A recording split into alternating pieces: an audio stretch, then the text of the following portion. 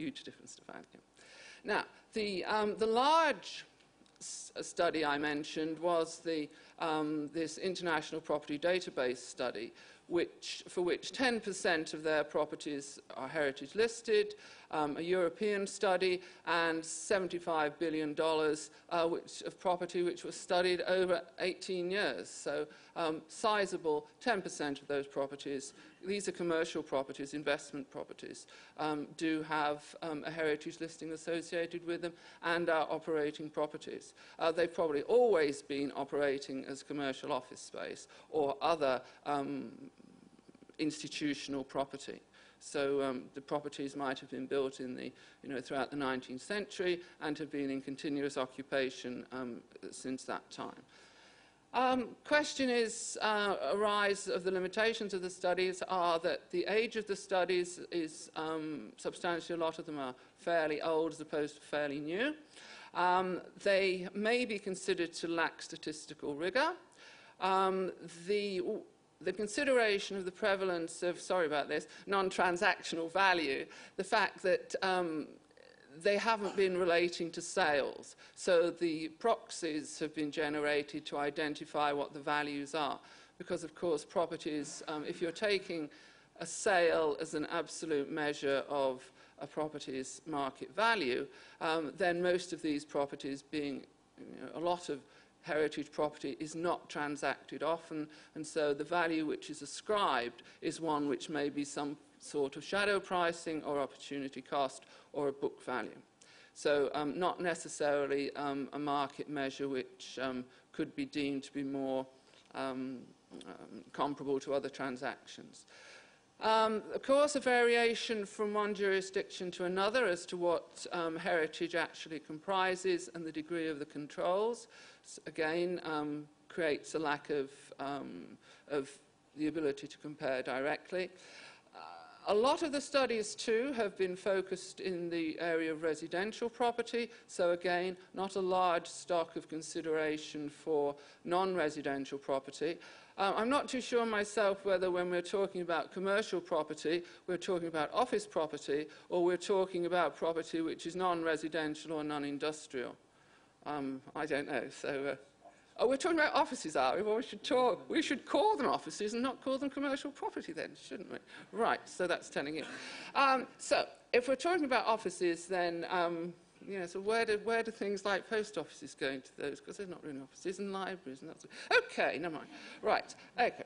Now, moving a little further on to this sort of morass of language, to some extent, when properties have been listed, that is an actual fact. So the question of what should be listed and should not be listed is not one that has been considered in the studies when they've been looking at heritage. So it's a fact.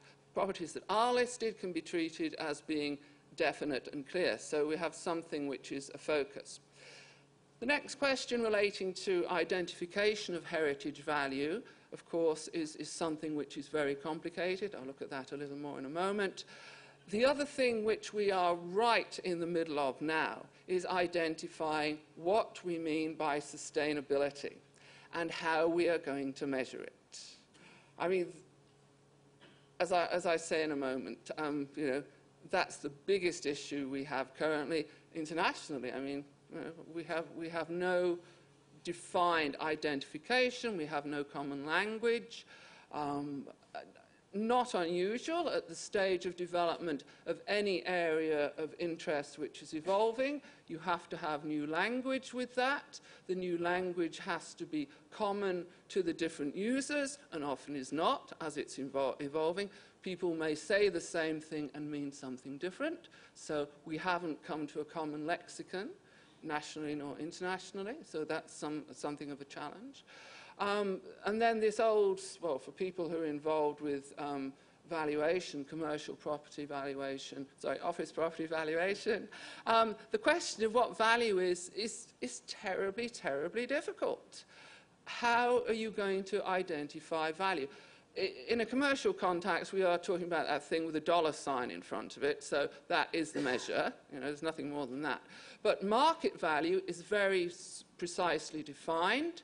The definition is clear, but the practice is not. That's why there are valuers who always disagree with one another. So that's an issue which is always, invariably, if there's an argument, it ends up either with the professional indemnity insurers or with the courts, so a very litigious area.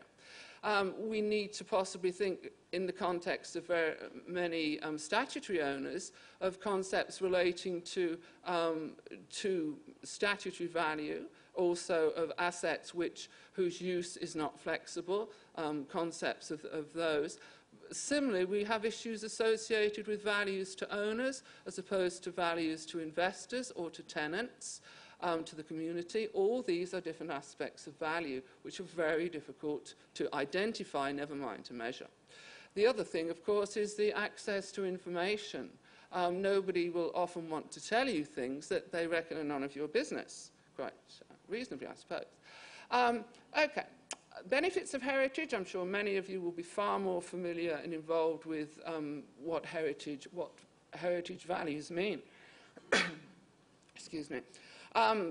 Most of you will be familiar with the Productivities Commission's report in 2008, which gives a very interesting and deep coverage of the concepts relating to heritage value in Australia, cultural heritage, predominantly built heritage, and that built on studies which were undertaken by Allen Consulting in 2005, which I think is also quite a good and comprehensive study.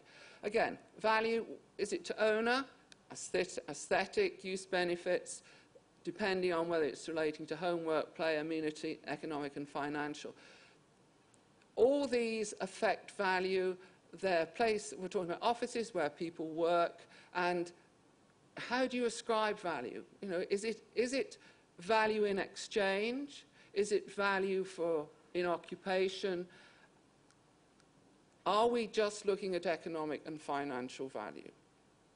I mean, for community context, we have to look further than that. When the community is surveyed, as you, I'm sure, will know, what people value is the fact that the buildings are there. They're consistent, there's something to rely on, there's something to identify with. They're there for the future. There's something which can be inherited by society.